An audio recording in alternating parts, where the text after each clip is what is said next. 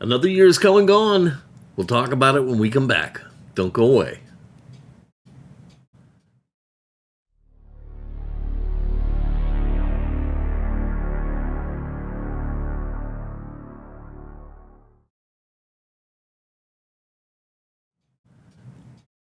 Hello, everybody, and welcome to Fat Guy Productions. I am Paul, coming to you as always from beautiful Las Vegas, Nevada, and that's right, another year of Diecast Supercon has come and gone, and I'm going to tell you all about it.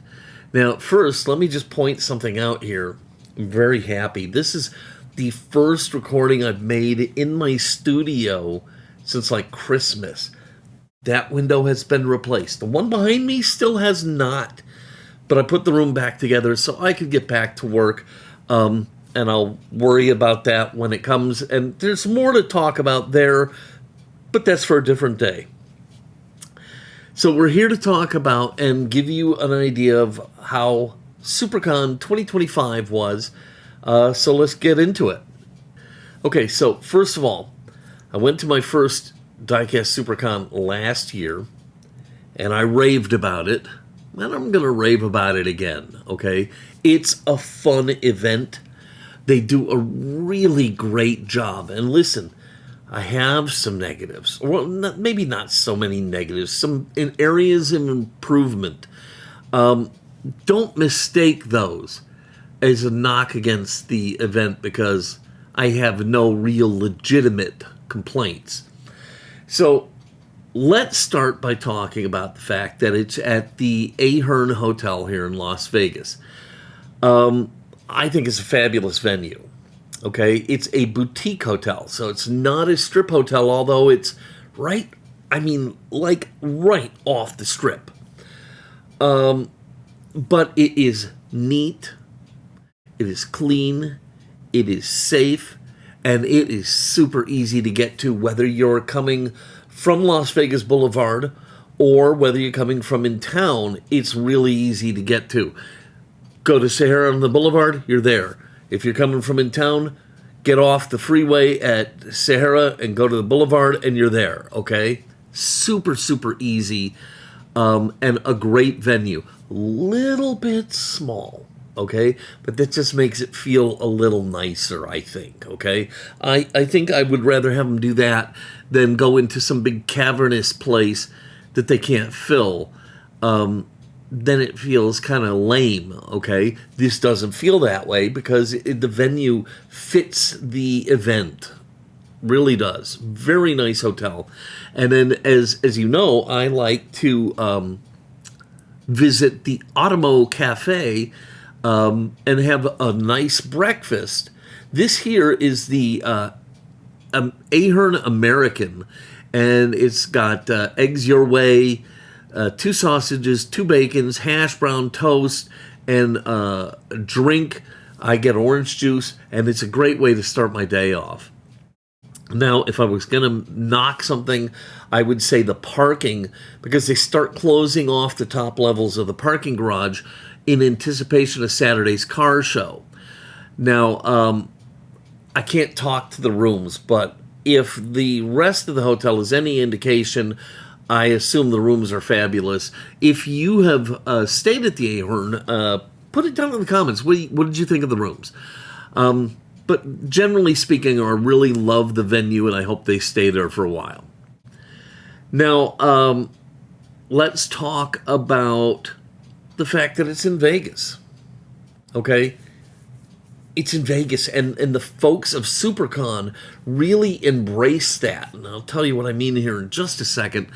When you're not at the convention, there is so much else to do, because the Ahern is a boutique hotel off the strip. It does not have blackjack tables. It does not have a big giant buffet. It's not a strip resort. It's a boutique hotel. And it's perfect for what we're doing here, but it's so easy to walk out the doors and you go one way, you're going to downtown, you go the other way, you're going to the strip, and everything is right there in front of you. Now, what did I mean by the event embraces Las Vegas?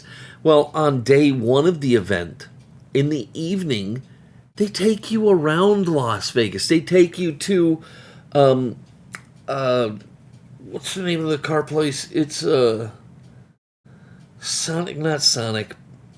I'll put it right down here.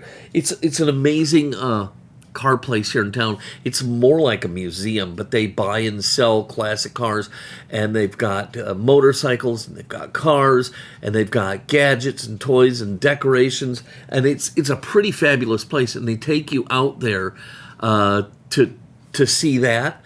They take you downtown to go to the Toy Shack, the famous Toy Shack. Love that place, okay? So they take advantage of some of the offerings that are here in Las Vegas. And then on your own time, you can hit up some gambling or the big buffets or go see a show. My favorite is Absinthe over by Caesar's Palace. Be forewarned, if you go there, it's crass, okay? It's very crass, but it's right up my alley. I love that kind of stuff, okay? I think it's really funny. So, yeah, they really embrace being in Vegas, and it's Vegas, baby. If you want to get away from it all, take a spin out to Red Rock. It's gorgeous, okay? There's so much to do here. It really is a fabulous city. Okay, so we got Vegas. Now let's talk about the event itself. It goes from Wednesday to Sunday. At least it did. We'll talk about that later. Wednesday to Sunday, but Wednesday really is just check-in, and then they do some of the tours and a dinner or something like that. Now, I don't do the night stuff, okay? I buy the silver VIP package. Now, I don't buy the gold because I don't need a room. I buy the silver VIP package. It's spendy, but before you freak out, understand everything you're going to get with it, and understand you don't have to spend that much. You have a lot of options here. But I get the silver VIP package, and it's just really well constructed. It's Wednesday, Thursday, Friday, Saturday, Sunday. Now, like I said, Wednesday is really nothing. You pick up your passes, and then they have some of the night stuff. Then Thursday is really kind of the first day that it's open, but you got to understand with any convention, Friday and Saturday are the big days, okay? Saturday is when everything is happening. Thursday is really kind of quiet and relaxed, and that's why I like it. With the silver package, I get in an hour early, and I go on Thursday, and so I have run of the place, okay? I can shop and have first picks on anything that is there. Now, sometimes some of the vendors are not all up and running and stuff like that, and I've got other days to deal with those, but generally speaking, that works out really well for me, and it's one of the reasons I buy the silver package, because I like to get there early and do my thing. So, on Thursday, it's just the show, okay? They have speakers from all the big companies. They have Majorette, they have M2, they've got everybody there, and they're up there, and they're talking about their upcoming things, and they're talking about their plans and how they do stuff. You've got of course, the vendor floor. You've got games like Plinko and cornhole and stuff like that. You've got contests like the Diecast miniature custom contest. You've got the car show. You've got the dinners and the meet and greets. The meet and greets this year, they had so many. Last year it was the Snake. This year they had Butch Patrick, Eddie Munster. They had the guys from Chips, John and Punch. They had the Dukes of Hazzard, and just so many more people. So all these little autograph sessions are going on around there. It just is really fabulous. And then they added this year to Sunday a toy show. So they added that on. Now, that's one of my things, but let's get to that in a second. The event is fabulous, but that doesn't mean there are not some areas I would like to see improvement or change. Getting our passes. Said 3 o'clock. I got there at 20 till. Start standing in line. So I'm standing in line, and the first problem is there was 3 lines, and I didn't know what to get into. So I picked a line, and fortunately I picked the right line. No signage, no nothing. Later, much later, somebody came out and said, okay, if you're this, you're there. If you're this, you're here. And if you're this, you're here. Okay, well, I lucked out. I was in the right line. I was in line for the silver VIPs. But so we're all standing in this line, and it's like 20 till. And you can look right where they're doing it in this room. And everybody's in there doing nothing. And you'd think, hey, everybody's here. Everything's ready. Let's start processing these people. But no, they were like, 3 o'clock is when we're starting. Which kind of really, I'm disabled. Standing 20 minutes is a problem. And let me tell you something, I stood way longer than 20 minutes. So they finally start letting people in. And they took all the gold members first. The gold VIP people first. That really kind of got under my skin. I guess it was one of the benefits of that package. But here we were standing there for 20, 30, 40 minutes, and then some gold member could just walk right up and go right in past all of us.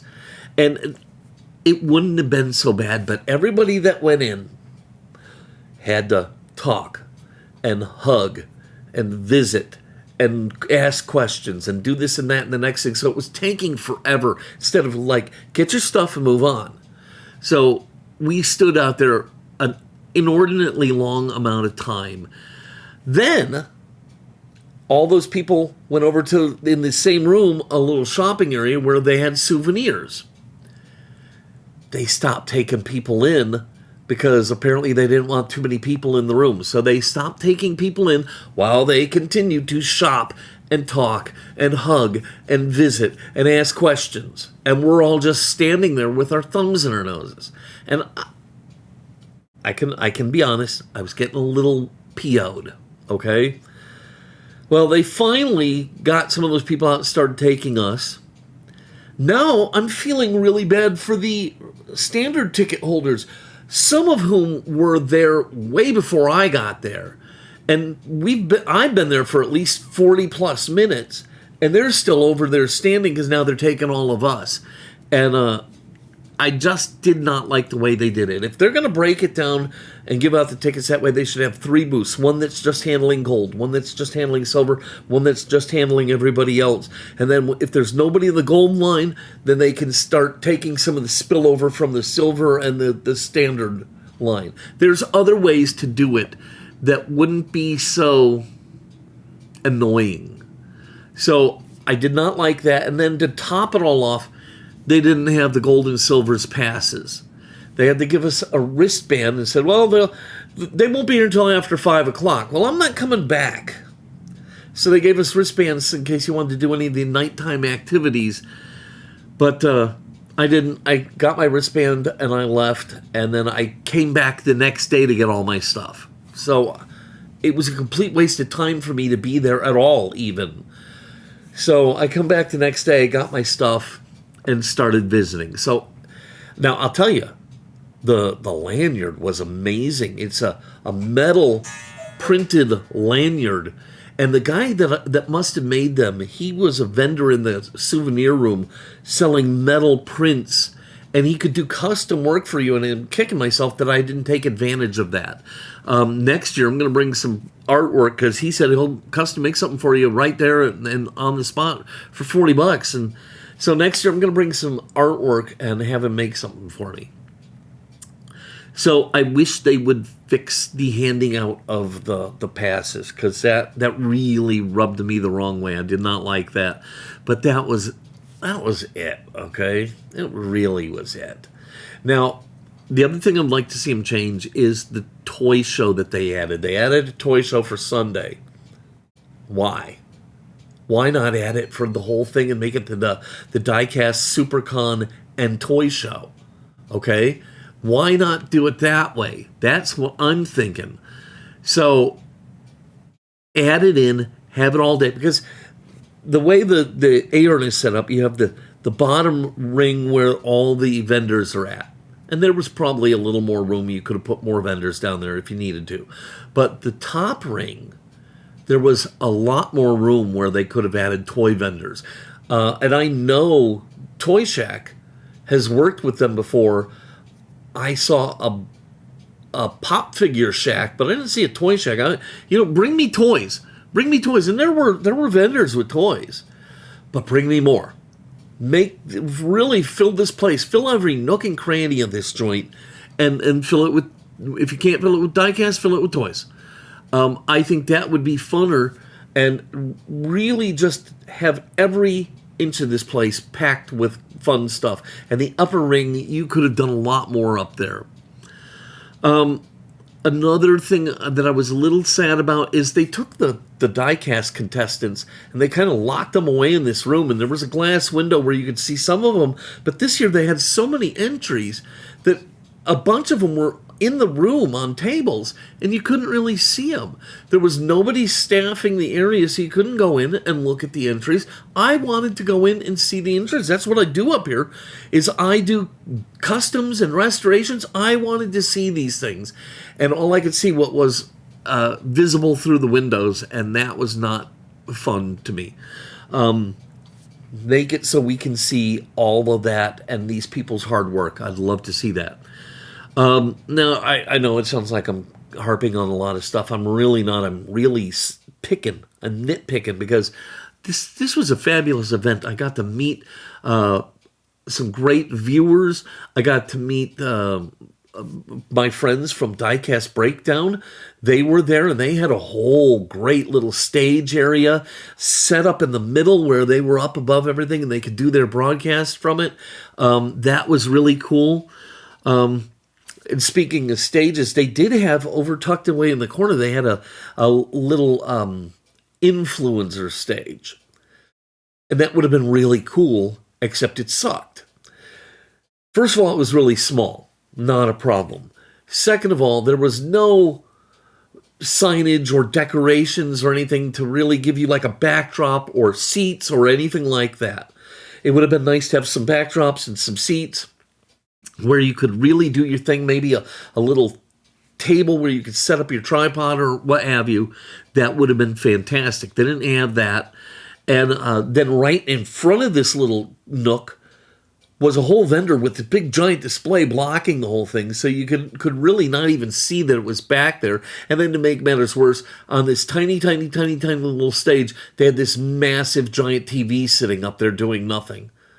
So I don't know what that was about. I would have loved to have taken advantage of a good stage, as it was when I did my Saturday live check-in.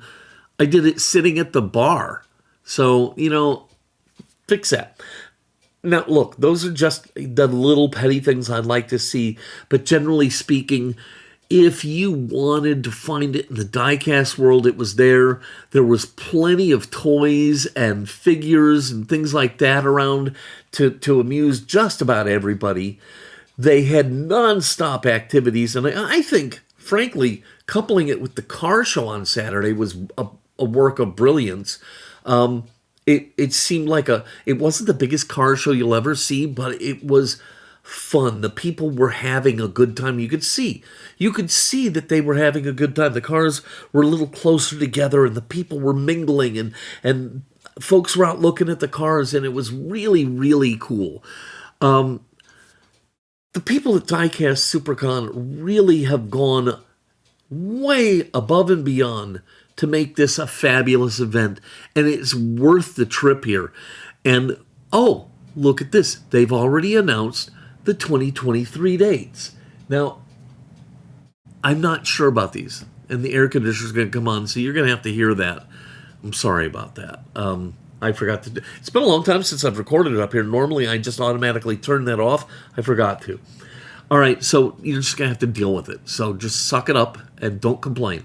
I don't want to hear it. Okay? I'm sorry. I'm just feeling feisty today. I'm feeling really good. Okay, so they have announced Diecast Supercon 2026, and I see an issue with it. They're saying it's the Ahern Hotel, Las Vegas, Nevada, March 12th to the 15th of 2026. Unless I'm totally an idiot. Do I have my phone? Yeah, I got my phone right here. I think that only runs Wednesday to Saturday, not including Sunday. So I don't know what they're doing. Maybe they're saying, hey, we're not the Diecast Supercon on Sunday, we're the toy show on Sunday. Maybe they're doing that. I don't know. But let me take a quick peek here. February, June, July, August, September, October, November, March. Okay. March 12th is a Thursday, and the 15th. That's Sunday. Okay. So what they're doing is they're dropping out the Wednesday date, which was notoriously, it's just move-in for the vendors and ticket pickup. So it's not really, they're not really dropping a date. They're just saying this is the main days, is Thursday to Sunday. Okay, so that's what's going on. That's March 12th to 15th, 2026, again at the Ahern Hotel. I'm already salivating, thinking about getting another breakfast. Now, listen. The gold packages that come with hotel rooms and stuff, the silver packages, there's limited numbers of all of those. If you're going to want one, you got to get in while the getting is good. And I'll tell you that also about the parking there. It's pretty decent parking, except that they kill a lot of the top floors to make room for the car show. And so if you want to park in the garage, you kind of need to get there pretty early in the morning to make sure you get a decent parking spot. So again, like I said, I show up, I park, I go in, I have a nice breakfast, I hit the hour early entry, I go visit and do all that stuff. Then when everything is going, then I can do whatever else I'm going to do, like streams and things like that. I will be there next year. I anticipate this being a really big year with a lot happening. We'll see. So how did I do real quickly before I wrap it up? I don't see where I have it. Hang on. Sorry, didn't mean to bump you. Here it is. Okay, I only bought 3 things. Okay. First, do you remember when I did the Gasser Hummer? And I made it look like a P-51 from the Red Tails? So I bought these little clouds of smoke here. There you can set the car in.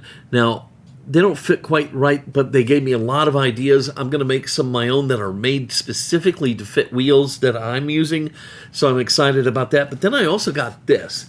This is a cool little split image set. It was only $20, but the split image, which is over here, a remake of the split image, is one of my all-time favorite die-cast Hot Wheels.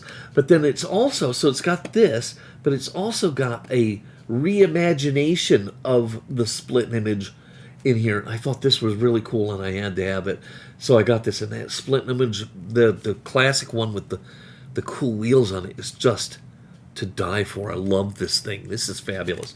And then I also bought my wife a Peanuts vintage lunchbox. She loves Peanuts and Charlie Brown and all that stuff. So I bought her this lunchbox. It was only $30. And that's the other thing you're going to find here, is that the pricing is very, very reasonable. You know, some things are expensive, but, you know, generally speaking, the pricing is well done. And you got to remember, these guys put a lot of money into it to come to this show and sell their wares. So, you know, the prices are going to be a little higher, but you're going to find what you want. You're going to find what you want, and you're going to have a great time at the Diecast Supercon. Anyhow, I had a fabulous time. I think the convention is awesome, and I think you should start planning to come out for next year's event. If you do, by the way, look for me. I have swag. I'll give you something, okay? So do that, because it's really a good time. All right, I hope you liked this video. If you did, please give it a giant thumbs up, click subscribe, and don't forget to click the notification bell so you never miss one of my videos. As always, if you have any questions or comments, and especially your thoughts on Diecast Supercon, I would love to hear them. Put them down below. All right, I'm going to go ahead and wrap it up and get out of here. I hope the rest of your day is glorious and sunny and beautiful. And until next time, this is Paul from Fat Guy Productions saying, be good.